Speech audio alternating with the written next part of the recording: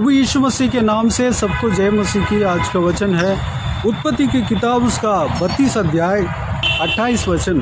उसने कहा, तेरा नाम अब याकूब नहीं परंतु इज़राइल होगा, क्योंकि तू परमेश्वर से और मनुष्यों से भी युद्ध करके प्रबल हुआ है। मेरे प्रियो, हम बीते हुए 3 दिन से हम परमेश्वर के दास याकूब के बारे में हम देख रहे हैं, जो कि अब्राहम के पोता था। अब्राहम के वाचा के संतानों में से उसी पीढ़ी में याकूब भी आता था। यानी कि सबसे पहले अब्राहम को परमेश्वर अपने योजना के अनुसार बुलाया और उनको जो आशीष देना था आशीष दिया और फरका। उस फरकाव में अब्राहम जीता, तो उनके विश्वास को देखकर परमेश्वर बहुतायत से आशीष दिया। अब्राहम के बाद इसहाक जो वाचा के पुत्र था, इसहाक को आशीष दिया। इसहाक के 2 पुत्र थे, 2 पुत्र में से दूसरा पुत्र जो याकूब था, याकूब को परमेश्वर आशीष देते हुए यहाँ पर हम देख सकते हैं। याकूब को 2 पुत्र था, दोनों पुत्र में से दूसरा लड़के को परमेश्वर ने चुना, यानी कि उनका नाम याकूब था। याकूब को परमेश्वर आशीष दिया। याकूब के संतानों को परमेश्वर आशीष देते हुए हम आगे के वचनों में हम देख सकते हैं। याकूब के जितने भी संतान थे, 11 पुत्र और उनके वंशज जितने भी थे, वह सब इजरायली ठहराए गए, परमेश्वर के जाति गिने गए, परमेश्वर के जन ठहराए गए, परमेश्वर के संतान ठहराए गए। वह आशीष के संतान है, वाचा के संतान है। परमेश्वर इजरायलियों को अपने लिए अलग किया है। वह इजरायली याकूब के संतान में से ही आए हैं। मेरे प्रियो, यहाँ पर परमेश्वर से याकूब मल्लयुद्ध करते हुए हम देख सकते हैं।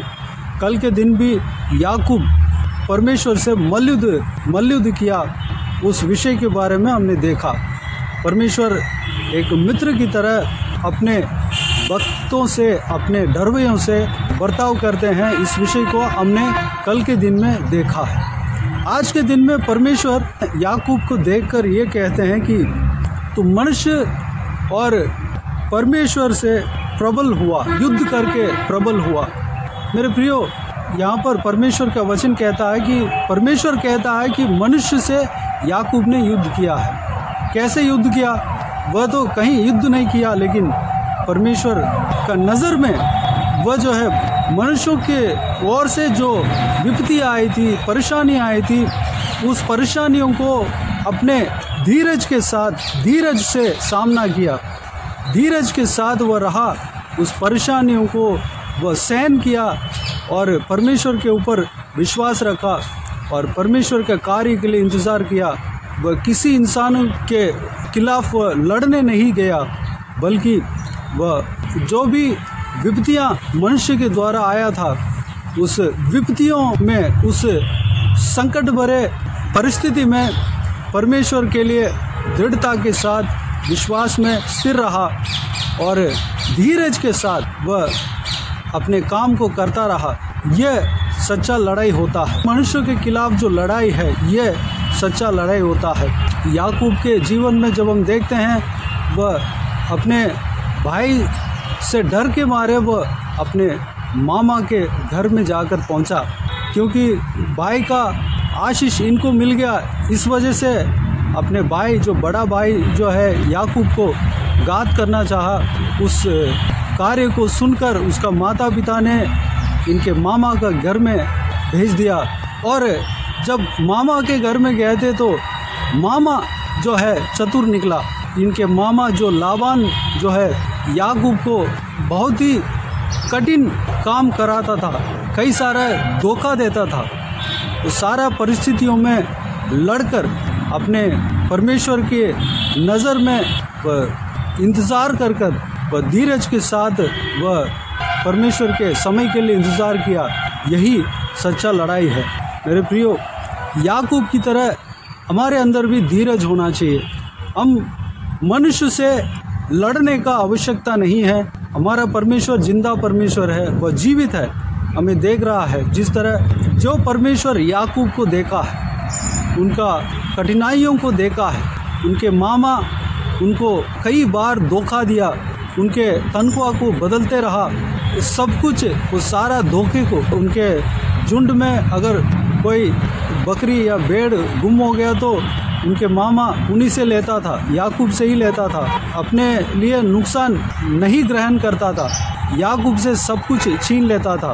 बहुत बार याकूब ने धोखा खाया। इस तरह की इंसान अगर हमारे जीवन में भी हमें मिले तो हमें याकूब की तरह धीरज धरना है, धीरज रखना है, परमेश्वर के समय के लिए हमें इंतज़ार करना है।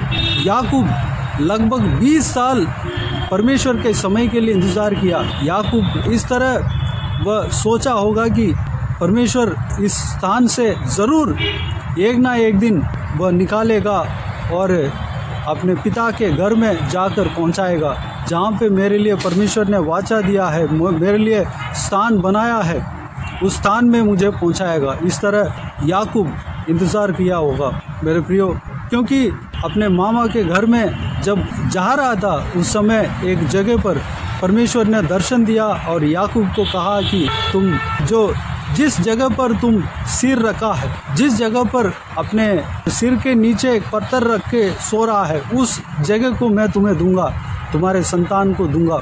उस जगह के नाम बेतेल है।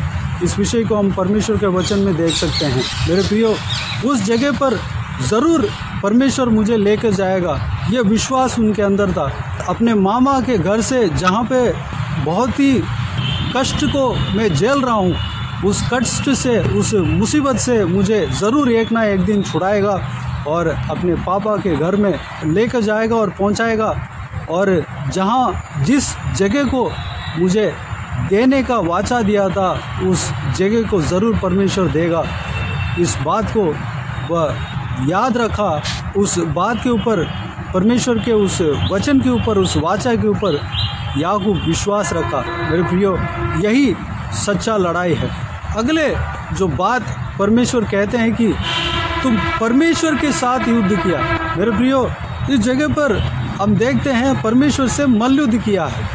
100 इंसान के साथ युद्ध करके जीता और परमेश्वर के समय तक इंतज़ार किया और अपनी तरफ से उनके साथ जो बुराई करने के लिए कोशिश किया उस व्यक्तियों से कभी नहीं लड़ा, बल्कि वह धीरज के साथ वह इंतज़ार करते रहा। दूसरी बात, जब परमेश्वर के समय आया था उस वक्त, उस समय में वह अपने पत्नी, बच्चे, संतान, अपने धन दौलत जो कुछ भी है वहाँ से लेकर आया। लेकर आते समय मार्ग में परमेश्वर से मुलाकात किया और परमेश्वर से मल्लयुद्ध करते हुए यहाँ पर हम इस अध्याय में देख सकते हैं। इस अध्याय में 22 वचन से लेकर 32 वचन तक हम जब पढ़ते हैं तो याकूब और परमेश्वर के बीच में जो मल्लयुद्ध होता है उस कार्य को हम देख सकते हैं। याकूब किस तरह मल्लयुद्ध किया होगा। नया नियम में याकूब के इस मल्लयुद्ध के विषय में कहा गया है कि प्रार्थना के द्वारा मल्लयुद्ध किया। मल्लयुद्ध ही नहीं किया बल्कि मल्लयुद्ध करके परमेश्वर से जीता है। मेरे प्रियो, किस तरह मल्लयुद्ध किया है? प्रार्थना के द्वारा मल्लयुद्ध किया है। परमेश्वर से जिद किया है कि परमेश्वर, आपने मुझे वाचा दिया है, आशीष देने को वाचा दिया है, मुझे जिस स्थान में मुझे पहुंचाने के लिए आपने कहा, जिस स्थान को मुझे देने का वाचा दिया, उस स्थान को मुझे ज़रूर पहुंचाएंगे। उससे पहले मुझे कुछ नहीं होगा, मेरा परिवार को कुछ नहीं होगा। आपने कहा मेरे संतान आशीष पाएंगे, मेरे द्वारा संतान आशीष पाएंगे, उस वाचा को ज़रूर आप पूरा करेंगे। इस तरह याकूब प्रार्थना किया होगा। रात भर प्रार्थना में मल्लयुद्ध करते हुए यहाँ पर हम देख सकते हैं। जब हम प्रार्थना करते हैं परमेश्वर हमारे सामने आ जाते हैं। जब तक हम प्रार्थना ख़त्म नहीं करते हैं परमेश्वर हमारे सामने से नहीं हटते हैं, जाते नहीं। यहाँ पर याकूब मल्लयुद्ध किया, परमेश्वर को छोड़ा नहीं, बिल्कुल कस के पकड़ा। परमेश्वर याकूब से कहते हैं कि मुझे छोड़ दो, बोर हो रहा है, पाँव फट रहा है, मुझे छोड़ दो। लेकिन याकूब ने कहा जब तक मुझे आशीष नहीं दोगे तब तक मैं आपको नहीं छोड़ूंगा। इस तरह याकूब परमेश्वर को पकड़ा रहा, वह परमेश्वर को छोड़ा नहीं, प्रार्थना में मल्लयुद्ध करता रहा। आखिरी में परमेश्वर उनको आशीष देना ही पड़ा। इसलिए परमेश्वर कहते हैं कि परमेश्वर से युद्ध करके तुमने जीता है। याकूब जो है परमेश्वर से मल्लयुद्ध कर कर जीत लिया। मेरे प्रियो, जो परमेश्वर याकूब का था वही परमेश्वर हमारा भी है। हम भी प्रार्थना में मल्लयुद्ध कर कर जीत सकते हैं। अगर हम प्रार्थना के लिए घुटने टेकते हैं तो परमेश्वर हमारे सामने आ जाते हैं, हमारे हर प्रार्थना को वो सुनते हैं। जब तक हम प्रार्थना ख़त्म नहीं करेंगे तब तक हमारे सामने से हटेंगे नहीं। हमारे प्रार्थना को गौर से सुनते हैं। हम रात भर भी प्रार्थना करें, परमेश्वर रात भर हमारे सामने खड़ा रहेंगे, रात भर हमारे प्रार्थना को सुनेंगे। हम किसी आशीष के लिए जिद करें, जब तक वह आशीष नहीं मिलता तब तक हम परमेश्वर से प्रार्थना में मल्लयुद्ध करें, तो परमेश्वर उस प्रार्थना के विषय को सुनकर आपको उत्तर देगा, हमें उत्तर देगा, उस आशीष को दे के ही रहेगा। मेरे प्रियो, परमेश्वर यही चाहते हैं कि मेरे बच्चे, मेरे संतान मेरे से प्रार्थना करें, प्रार्थना में मल्लयुद्ध करें, जिद करके मांगे। एक पिता अपने पुत्र से जिस तरह बर्ताव करते हैं वैसे ही परमेश्वर हमसे बर्ताव करते हैं। अगर हमारे पिता से जब हम कुछ भी मांगते हैं, जिद करते हैं, तो हमारे पिता एक बार नहीं बोलेंगे, दूसरी बार नहीं बोलेंगे, तीसरी बार, चौथी बार, वह कभी ना कभी उनके मन पिघल ही जाएगा। जो हम जिद करके मांगते हैं उस बात को हमारे संसार में जो पिता है वह दे ही देता है। उसी तरह एक पिता अपने बच्चों से ऐसा बर्ताव करते हैं, उससे ज़्यादा हमारा परमेश्वर हमारे साथ बर्ताव करेंगे। हम जो चाहते हैं, जो मांगते हैं, जो आशीष हम मांगते हैं, उस आशीष को हमें देंगे। हम किसी भी विषय के लिए जिद करते हैं तो उस प्रार्थना को सुनकर उस आशीष को ज़रूर देंगे। मेरे प्रियो, नया नियम में इस तरह प्रभु यीशु मसीह उदाहरण के तौर पे एक दृष्टांत कहा है। इस संसार के पिता अपने बच्चे अगर रोटी मांगे तो पत्थर नहीं देगा, अगर मछली मांगे तो सांप नहीं देगा। जो मांगते हैं वही इस संसार के पिता अपने बच्चों को देता है। अगर इस संसार के पिता, जो इंसान अपने बच्चे से ऐसा बर्ताव करता है, तो हमारे स्वर्गीय पिता कितना ज़्यादा हमारे लिए अनुग्रह करेगा, हमारे लिए आशीषें देगा। मेरे प्रियो, हमारे स्वर्गीय पिता हमारे संसार के पिता से बढ़कर वह देने वाला परमेश्वर है। हमारे संसार के पिता से, हमारे पापा से बढ़कर वह आशीष देने वाला परमेश्वर है। हमारा ज़रूरतों को पूरा करने वाला परमेश्वर है। हमें हक के साथ प्रार्थना करना है। हम याकूब की तरह मल्लयुद्ध कर सकते हैं। याकूब के नाम जो है उस दिन से परमेश्वर बदल कर इज़राइल रखा, क्योंकि मनुष्य से और परमेश्वर से युद्ध करके जीता। मेरे प्रियो, उस दिन से याकूब के नाम बदल कर इज़राइल ठहराया गया। मेरे प्रियो, हम भी परमेश्वर से युद्ध कर सकते हैं, मनुष्य से युद्ध कर सकते हैं। आमने सामने लड़ाई झगड़ा नहीं, बल्कि हम धीरज के साथ परमेश्वर के समय के लिए इंतज़ार कर कर उस कार्य के द्वारा हम युद्ध कर सकते हैं। प्रभु यीशु मसीह कहता है, तुम्हें गाल पर कोई एक थप्पड़ मारे तो दूसरा गाल को भी फेर दे। यह एक सच्चा युद्ध होता है। अगर हमसे कोई बुराई करे तो बुराई के बदले में बुराई नहीं बल्कि भलाई करना है। यही परमेश्वर प्रभु यीशु हमें सिखाया है। वह एक सच्चा युद्ध होता है। इंसान के खिलाफ जो युद्ध लड़ना है तो ऐसा युद्ध लड़ना है। अगर जो व्यक्ति हमसे बुराई करते हैं उसके बदले में हम उनको भलाई करते हैं तो वही सच्चा युद्ध है। मेरे प्रियो, जो कुछ भी हमने मनन किया है, सारे बातों के अनुसार चलने के लिए अपने आप को परमेश्वर के हाथों में समर्पित करें। आइए हम प्रार्थना में जाएं। स्वर्गीय पिता, दयालु परमेश्वर, आपको धन्यवाद देता हूं। आज के साथ बहुमूल्य वचन के लिए आपको धन्यवाद देता हूं परमेश्वर। बीते हुए दिनों में हमें संभाला, बचाया, सुरक्षित रखा। आपको धन्यवाद देता हूं पिता। आज के दिन में जो आपने याकूब के जीवन के द्वारा हमें सिखाया परमेश्वर, सारे बातों के लिए आपको धन्यवाद देता हूँ परमेश्वर। याकूब परमेश्वर इंसान से परमेश्वर युद्ध किया, मनुष्य से युद्ध किया और जीता, और परमेश्वर से युद्ध किया और जीता परमेश्वर। पिताजी वह किस तरह युद्ध किया वो सारे विषय को हमने देखा है पिता। हम भी युद्ध करने पाएँ, हम धीरज के साथ हम विश्वास के जीवन में जीने पाएँ। परमेश्वर अनुग्रह देना पिता।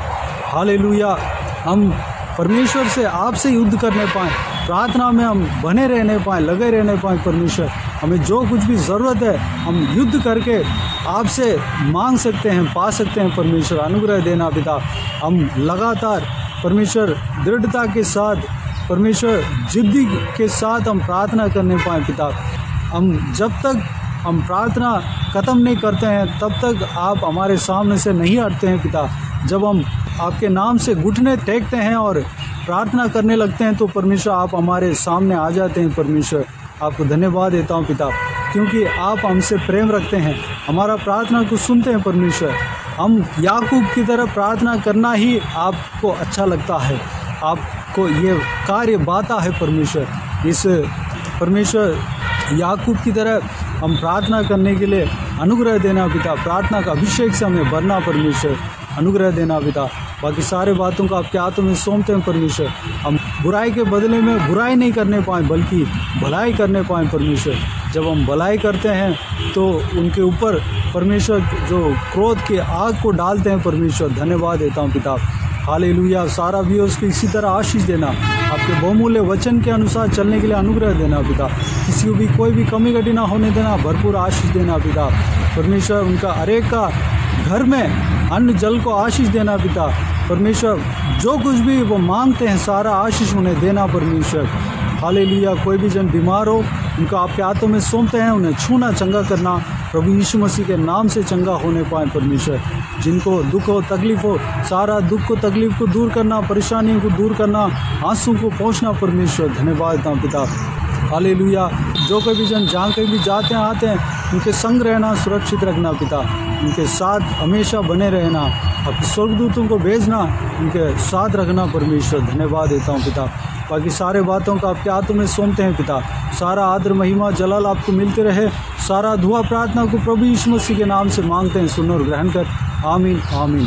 प्रभु यीशु मसीह के नाम से प्रभु यीशु मसीह का आशीष और अनुग्रह हम सभी के ऊपर बने रहें। आमीन आमीन।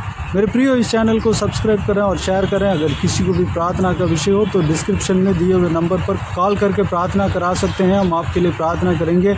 आप अपने व्यक्तिगत प्रार्थना में हमारे लिए प्रार्थना कीजिए। सेवकाई के लिए, सेवकाई का उन्नति के लिए, सेवकाई में जुड़े हुए हर एक जन के लिए, हर एक आत्मिक उन्नति के लिए, तरक्की के लिए, आत्मिक आशीष के लिए, संसारिक आशीष के लिए, पारिवारिक आशीष के लिए प्रार्थना करें।